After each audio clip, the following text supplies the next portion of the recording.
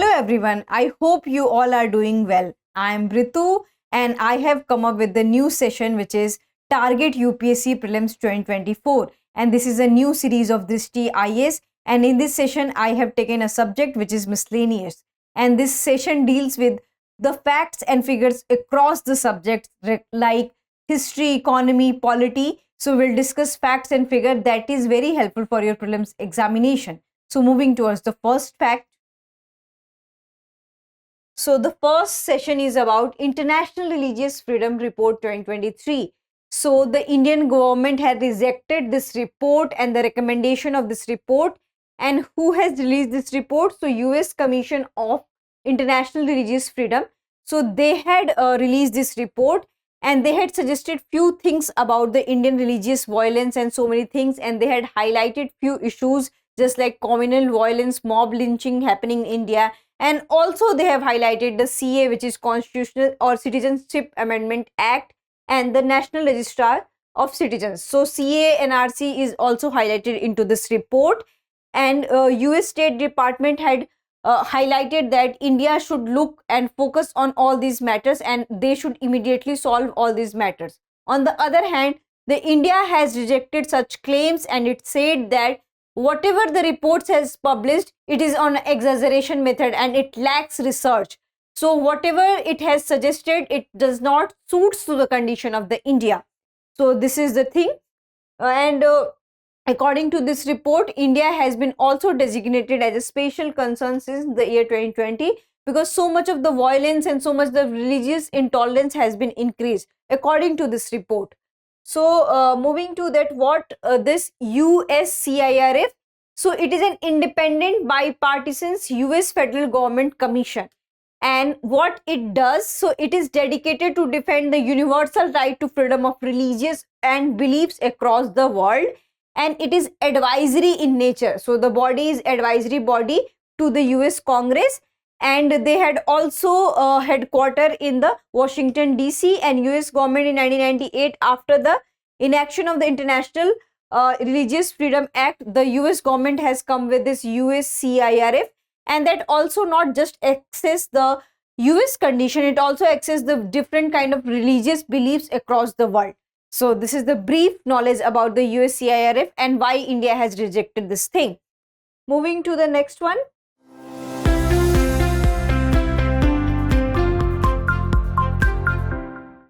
So next one is about World Press Freedom Index 2023, and these kind of the question have been already asked in your prelims examination. So you must know about the World Press Freedom Index 2022 and on which day this particular day is celebrated. So this is celebrated on 3rd of the May, and who releases this and who published this report? So it is published by Reporters Without Borders, and it assesses the 180 countries, and India is at the position of 161, which is a very miserable position for a democratic country like India, that out of 180 we are 161. And India's ranking has worsened after the 2022 and it was 150 in 2022. So we have worsened our ranking, and this particular index has been released after 1993 when UNESCO has declared this particular day, which is 3rd May, as that the reporters should know about their rights and they should also know about their limitations and freedom also. And why this particular day has been started? To raise public awareness towards the journalism, towards the freedom of journalists, and also the protection of journalists.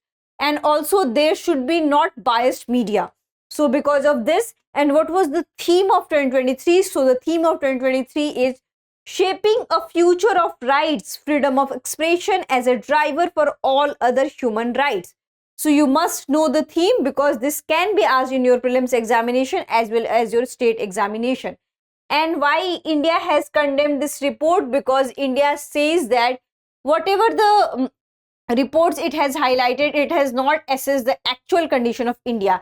And why India has assessed so low? Because last time and from last 7-8 years we have seen that it has been always alleged that Indian media is very biased, and it is biased towards the political parties. It means that the political parties who are ruling in nature, the media is biased towards them and they are favoring them, and because of that we can see that what is the ranking of the India. And also we can see that there is a constant attack on journalists who are attacking on the government regimes, and because of that we can see this miserable ranking of India.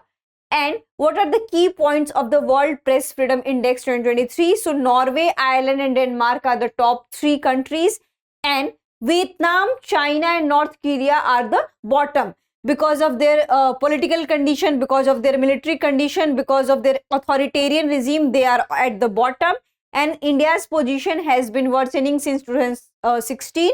In 2016 it was 133rd, but right now we are 161, which is very bad. And the reason for this decline is increasing violence against journalism and politically biased journalism. So India is increasing towards such kind of the politically biased journalism, and that's why because of this kind of things we have this kind of the ranking. Moving to the next one. So the next one is about third FIPIC Summit. So first of all we should know the full form of FIPIC, which is Forum for India Pacific Iceland Cooperation. In short it is called as FIPIC Summit. And where it has been held? So it has been held at a country, Papua New Guinea, in Port Moresby on May 2022-2023, and it is co-chaired by Indian Prime Minister Narendra Modi and also the Prime Minister of Papua New Guinea, along with the 14 Pacific Island countries. So who are the participants? So there are the 14 Pacific Island countries, and during this event Prime Minister Narendra Modi has also received the highest civilian award of the Papua New Guinea. And what was the name of that award? So the name of the award is Grand Companion of the Order of Longo. So this is the highest civilian award for the Papua New Guinea. And what this conferences access? So there are few conferences highlights, and according to this conference highlight, in this conference the leaders of the Quad nations, in the comment section you have to tell me that who are the Quad nations. They will implement open radio access network in the Pacific region, and Prime Minister of Papua New Guinea urged India to support PIC at the G20 summits and other things. And they had also unveiled the 12 points in which India and 14 Pacific Island country must taken care of. And what are these 12 specific points? So they are related to the healthcare, cyberspace, clean energy, water and small and medium enterprises at the PIC. So these are the topics which they have discussed. And what are the other things they have discussed? So the other thing is that India will set up a super specialty cardiology hospital in Fiji, and it will also start the dialysis units and marine ambulance in all 14 PICs, and it will also extend and establish Jan Aushadhi Kendras to provide affordable medicines. And in India we have seen that Jan Aushadhi Kendras has been established and it provides indigenous medicine at an affordable price. So this kind of facilities is also extended to the Pacific Island countries. And India will also support the small and medium enterprises, because recently India has also strengthened its small and medium enterprises through Atmanirbhar Bharat Abhiyan. And they will also focus on the water scarcity issues. And they had also launched, the Prime Minister Narendra Modi has also launched or released a Tamil classic whose name is Thirukkural, and it has been launched in Tok Pisin, which is the official language of the Papua New Guinea. And why Thirukkural has been launched? In order to exchange the knowledge and in order to tell the tradition of and culture of India to the other countries, and especially the Pacific Island country. So moving to the next one. Next one is about Forum for India Pacific Island Cooperation. So what it's about? So it's about that India's engagement with this is because of the Act East policy. Earlier we had this Look East policy, but right now we are following the Act East policy, and under the Act East policy we are collaborating with the Pacific Island nation. And here who are the nations? So you must know that they are the Cook Island, Fiji, Kiribati, Marshall. So they are basically the Pacific Island nation, and with this particular scheme has been launched. So this particular collaboration is launched in 2014, and since 2015 onwards India is contributing toward this cause. And what is its objective? So its objective that along with the India's partnership, along with the India's help, and India will also take help from these countries. They will promote tourism, healthcare, and education, and different kind of their industry. So because of the management and disaster thing, the India will also collaborate with them, and they both will cooperate each other. So the next one is about XPOSAT. So who has launched the XPOSAT? So first of all, we should know that ISRO, Indian Space Research Organization, has launched the XPOSAT satellite on 1st January 2024. And what it stands for? So it stands for X-ray polarimeter satellite, and India is pioneer in polarimetry mission aimed at studying the various dynamics of astronomical sources under the extreme conditions. And after the NASA's, it is the world's second polarimetry mission. And what was the name of mission of the NASA? So its mission is XP, which is the Imaging X-ray Polarimeter Explorer, and it is a collaboration between ISRO and Raman Research Institute, and it has two scientific payloads. The first name is the X-rays Polix, which is Polarimeter Instrument X-rays Polis. In short, it is called as Polix. And the second one is X-ray Spectroscopy and Timing SPECT. So this is the second one. Moving to the next one. So the next one is about integrated registration portal launched for Gobardhan. So first we should know that what is Gobardhan. So Gobardhan is a unified registered portal for Gobardhan, and it is launched as a part of the Government of India initiative to convert waste to wealth. So Government of India has come up with a new initiative which is waste to wealth and promote circular economy. And who has launched? So Department of Drinking Water and Sanitation and Ministry of Jal Shakti has developed this portal to facilitate setting up a biogas and compressed biogas. So what is its main aim?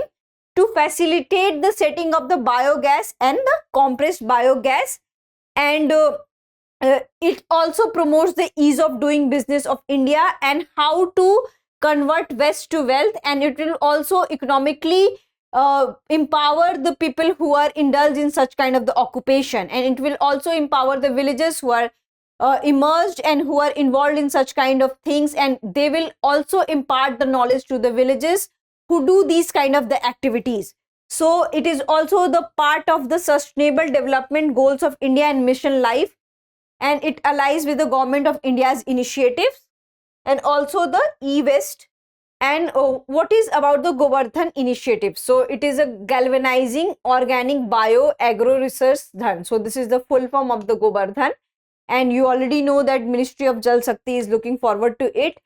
And it is also part of the Swachh Bharat mission second, which is the Gramin. So it is also part of the Swachh Bharat Gramin mission phase 2 program. And what are its objectives? Safely manage the waste and their livestock waste, and how to convert and how to make it an opportunity for the people who are dealing with the livestock waste, and also to promote environmental cleanliness. Because of this, because of the wealth, we can also earn money, and we can also manage our waste also. So these are the benefits of the Gobardhan initiatives.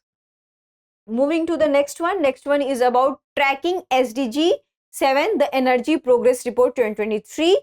And tracking SDG 7, the Energy Progress Report 2023, released in collaboration with the International Energy Agency, also International Renewable Energy Agency, United Nations Statistics Division, and World Bank and World Health Organization. So these organizations are collaborator for this particular report. And what's the name of the report? Tracking SDG 7, the Energy Progress Report. And why this particular report has been launched? To track the various challenges when this kind of SDG 7 has been given. So what are the challenges faced by different countries? So to track the challenges and to know the factors, these kind of the reports has been launched. And what are the factors which are hindering the achievement of SDG 7? So uncertain macroeconomic outlook and high level of inflation, currency value fluctuation and debt crisis, tight financial condition. And why these kind of conditions are happening? Because of the worsening world order, the political economic crisis world is facing, and because of that we are also facing these kind of the problems. And what is sustainable development goals? So we already know that sustainable development goals was launched in 2015 and it has 17 goals. And it has been also expected that people can achieve peace and prosperity by the year 2030. So during this summit, they had also taken the place. And you already know that we have this 17 sustainable development goals. And it has been launched in the 17th meeting of United General Assembly under 2030 mission. So this is the brief about sustainable development goal.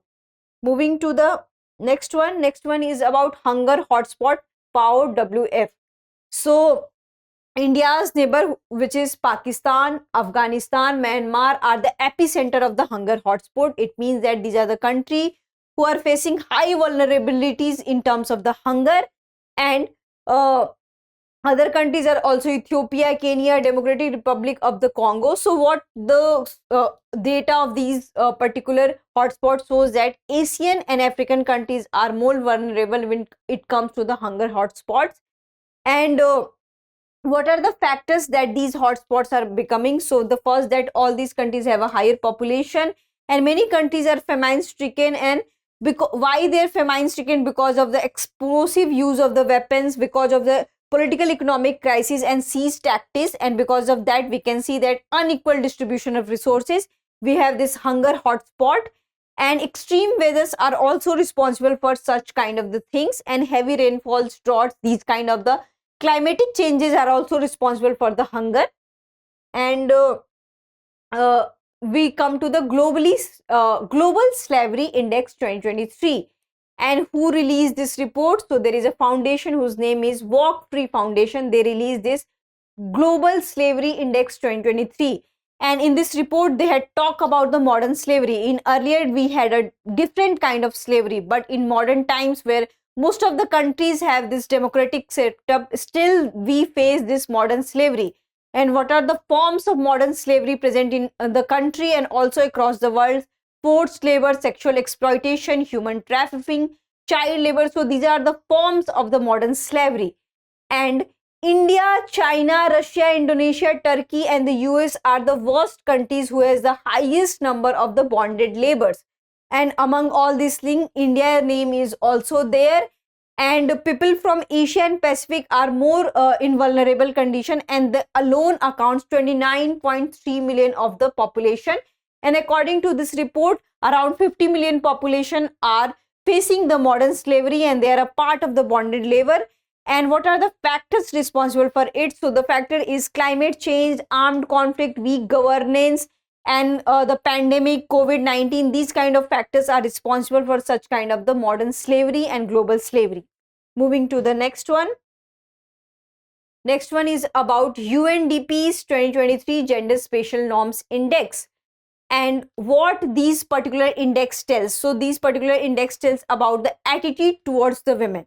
So it accesses the overall worldview towards the women, and this report says that 90% of the people still have one prejudices against the women. So this is the findings of this particular report. And which are the countries who have the these kind of prejudices? So Ukraine, Yemen, Afghanistan. So these are the countries who has the worst kind of the prejudices. And India is also the country who have a different kind of prejudices. And still we have seen that because of these prejudices, head of the state governors are just accounted 10% by the women. And the report also says that in 59 countries where adult women are more educated, their wage gap is also 39%. And there is a considerable inequality in domestic and economic spheres, and women spend approximately 6 times more time in terms of the household chores. So these are the findings of this Gender Spatial Norms Index. And we should also know that what are the reasons for these kind of the gender biasness and gender gap.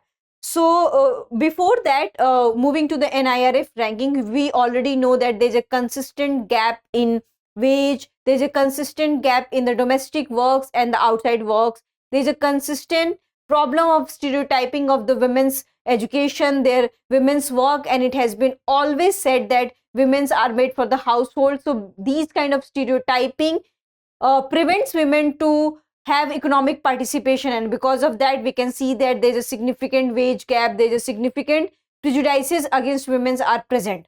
So this is the NIRF ranking. So NIRF ranking is based for the Indian higher education. And who has released this thing? So Ministry of Education releases this thing since 2015. And what are the these times what we have new achievements? So additionally, a separate discipline specific rank was provided this time.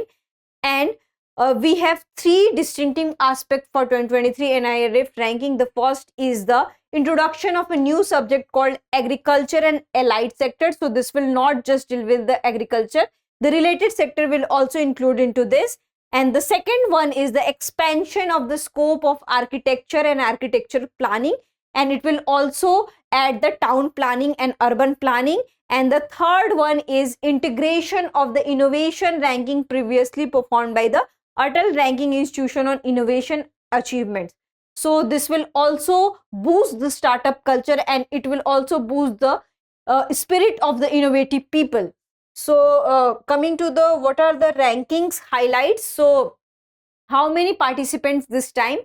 So in 2016 we have just 3,565 participants, but this time we have 8,686 participants, and around 13 across domains and 13 categories we have analyzed these things. And earlier it was just 4, and from 4 we have extended our domain and categories, and from 4 it has become 13.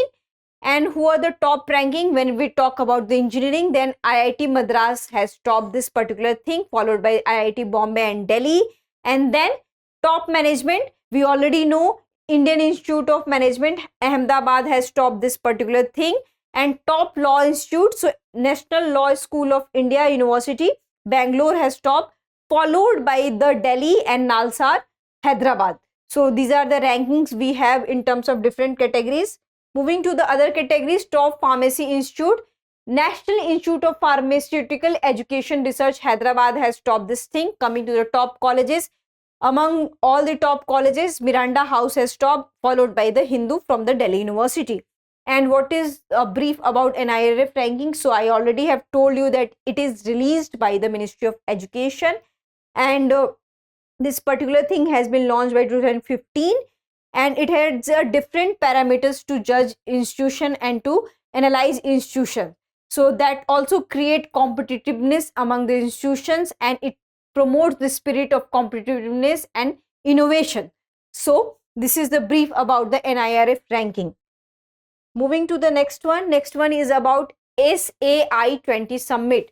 And first we should know that what is SAI20 Summit, which is Supreme Audit Institution, and where it was held. So it was held in Goa this time under the leadership of CAG Comptroller and Auditor General. In the comment section, you have to tell me that who is the present CAG of the India, and what this SAI20 is about. So it focuses on a topic which is the excellence in the blue economy, and they will promote the blue economy, as the blue economy suggests the promotion of aquaculture, fisheries and other activities related to the fisheries.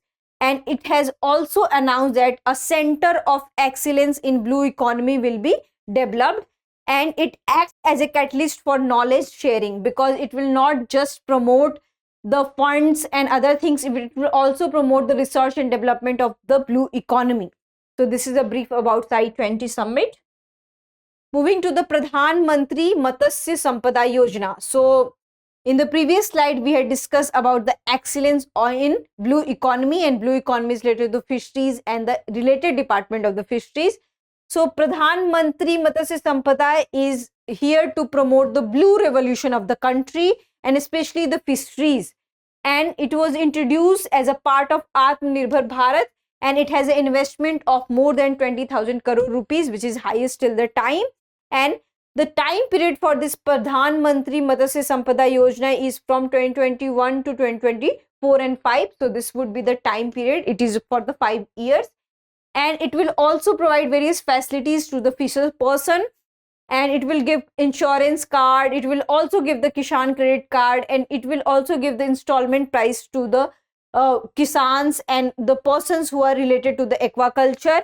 And first we should know that what is about the aquaculture. So aquaculture refers to the breeding, rearing and production of the fish.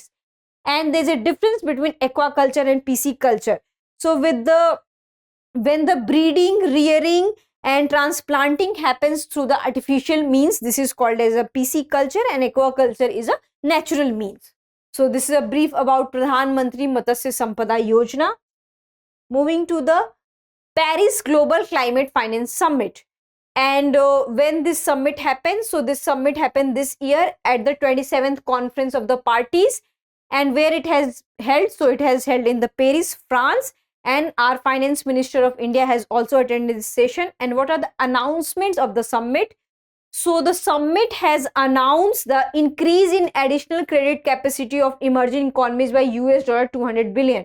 And basically they had focused on that how the developing economy should be supported in order to combat different financial crises faced by them. And World Bank has also introduced the disaster payment streams to suspend payments during extreme weather events. And also IMF has announced the allocation of $100 billion in SDR, which is special drawing rights, and it can be obtained through the approval of the US Congress. So moving to the next one, that what other achievements and what other announcement we have made. A new euro 2.5 billion just energy transition partnership. So because of the energy promotion, because so many developing countries are facing that how to combat the energy crisis, so because of that they have come up with this kind of the fund. And they had also announced for the advancement of the global experts to review the depth and nature of the climate following the Jambia's $6.3 billion and debt restructuring of the different least developed countries. And the summit indicated long-awaited climate finance target of $100 billion would be achieved this year. So they had also set the target. And what is climate finance? So it refers to the local, national, international financing derived from the public, private and alternative sources. So this is the brief definition about the climate finance. Moving to the next one. Next one is about Global Gender Gap Report 2023. And who has released this report? So World Economic Forum releases this report, and it accesses this time 146 countries, the status of gender equality into all the 146 countries. And what are the key points of this report? So the key points of this report is that overall gap score has been increased. So it has been increased by 68.4%, and it has a marginal improvement from the previous years, which is 0.3%. And at the current, the progress will take 131 years. It means that in order to achieve the gender equality, the world has to wait for 131 years to have men and women at an equal position. So this is a very long wait for the women. And also, who has stopped this particular report? So Iceland has stopped this particular report, followed by the Norway and the Finland and the Sweden. So all the Nordic countries has stopped this report. Coming to the India's situation, so India's performance is 127th among, which is better from the last year, but it is not good sign for a country, especially for a democratic country, especially for a country which has around 50% of the women population. And India has reduced the overall gender gap by 64.3%. So we are positively moving towards this direction. And India has also achieved a positive trend in order to gender parity in enrollment of the education at all the levels. And though India has a significant challenge in economic participation, the democratic participation, the political participation, so there is a long way for India to achieve the gender equality. And but the birth rate and other rate related to the women's has improved, and the birth rate has improved by 1.9 points. So this is the India's performance toward this. Moving to the next one. Next one is about Vaibhav Yojana. So what is Vaibhav Yojana? So it is a fellowship programs for the NRIs and also for the students across the world. So it is a fellowship programs by Government of India, and it is basically for the Indian diaspora dedicated to the STEM field. And what are the STEM fields? Science, technology, engineering, mathematics and medicine. So for these fields, it has been extended to Indian diaspora who are working outside, who are living outside.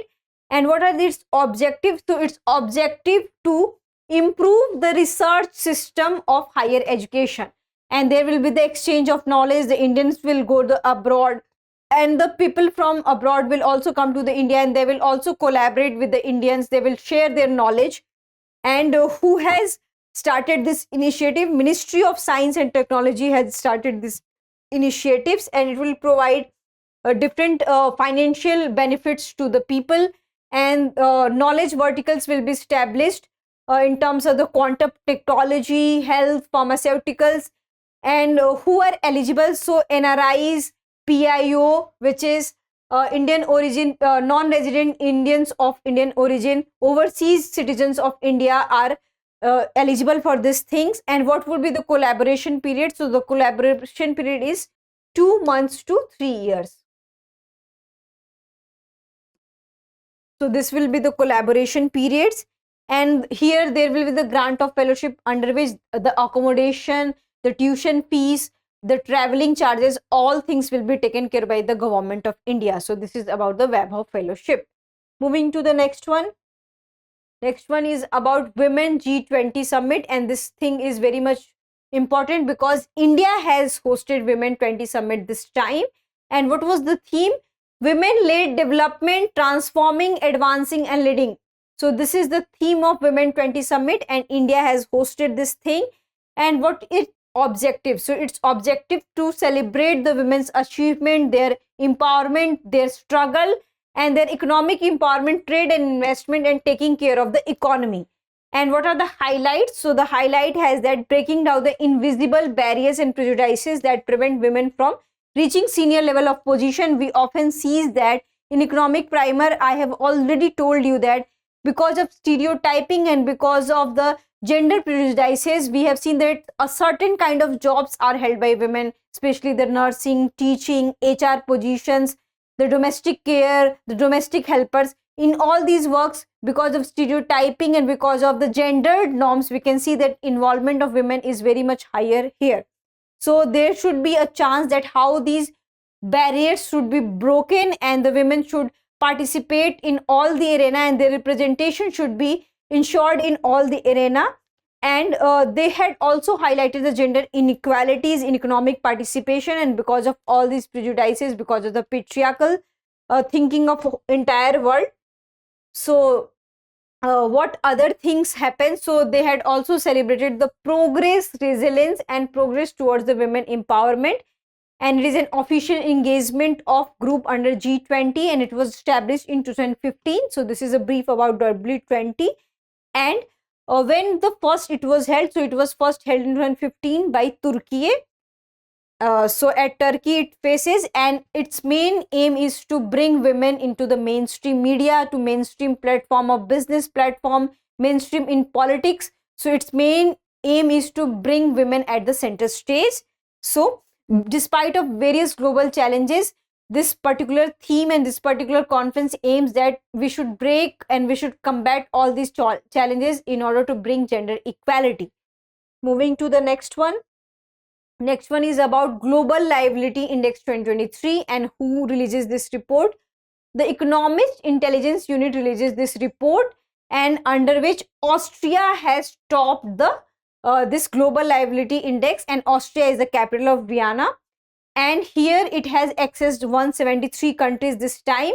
And what are the parameters? So there are 5 categories in it. The first is sustainability, healthcare, culture, environment, education, infrastructure. And Asian Pacific cities have significant progress this time. And it also highlights the growing importance of healthcare and education in Asian and Middle Eastern countries. Coming to the India's performance, so New Delhi has and Mumbai has ranked 144th, and Chennai has 144th, and Ahmedabad and Bengaluru has 147th and 148th respectively. It means that none of the India cities in top even 100. So this is a very bad ranking of India, because none of the India's cities have these kind of equitable parameters or suitable parameters in terms of sustainability, healthcare, culture, environment. So we have worst performed into this parameter. And who are the worst performers in the entire world? So the cities Damascus, Syria, and Tripoli, Libya, because they often face political economic crisis, and because of that we can see that they are the worst performers. And here becomes that who are the top 10 cities who have occupied the top 10 position of global liability index. So it is Vienna, Copenhagen, Melbourne, Sydney, Vancouver, Zurich, Calgary, Geneva, Toronto, Osaka, Auckland. So these all are the countries who have a high GDP growth rate, who have a good high happiness index. Gender gap report is very much good here, and because of all these things, because of the low level of pollution, we can see that their rankings are very much high. So that's it for today's lecture. If you have any queries related to this lecture, kindly ask in the comment section. Thank you. For more informative content, like, share and subscribe, and do not forget to press the bell icon to get the notifications.